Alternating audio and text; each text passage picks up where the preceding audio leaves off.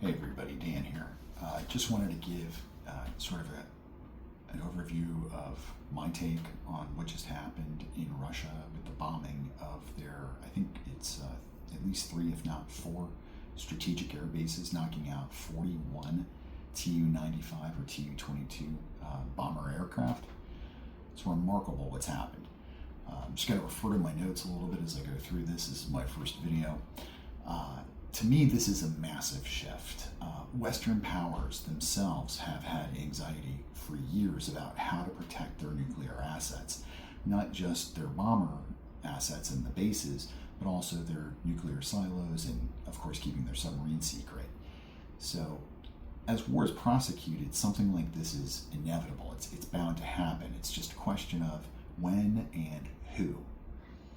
Looking back now that this attack has taken place, it seems more obvious that Russia was going to be the first victim of this, given the fact that they have such a large square, kilometer coverage that they have to, be responsible for, and their air bases are all over the place there. So they can't really actually protect those strategic air assets like they would probably want to.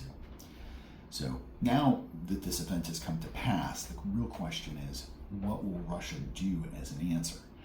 And they've always kind of played it a little crazy with the nuclear option. So the question is, are they going to put their money where their mouth is, or are they going to take a different approach?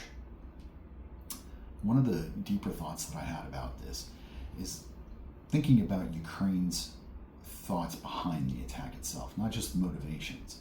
Perhaps they saw mere targets of opportunity. I mean, those air bases were definitely unprotected. The fact that we saw these on video as such means that anyone would have known that they were unprotected before this moment. So one thing is for sure, though, harassing flights of American or NATO air assets in the North Atlantic or anywhere in those areas, that's over. Because Russia no longer has the strategic air assets to divvy up between its different deterrence responsibilities and still maintain its overall nuclear deterrence coverage, umbrella, if you will. So, right with this one attack, geopolitical, events are being shaped already before Russia can even really respond. So, a third level of analysis on this is perhaps the calculus was more than just, mere targets of opportunity or low-hanging fruit. It's possible that the calculus on this, on the behalf of Ukraine, is that Russia cannot strike back with nuclear assets, that they have no ability to do so at this point. There's 2 reasons for this. One is, again, maintaining their coverage of nuclear deterrence, the overall umbrella. They need to be sure that they not only deter us from action, but even China and other countries from any action.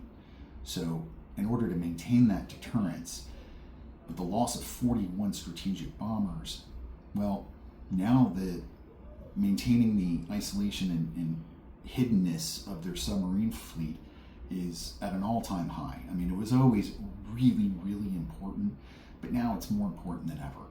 So if they were to strike back with nuclear subs, that would reveal their positions and use those assets, and they would be depleted.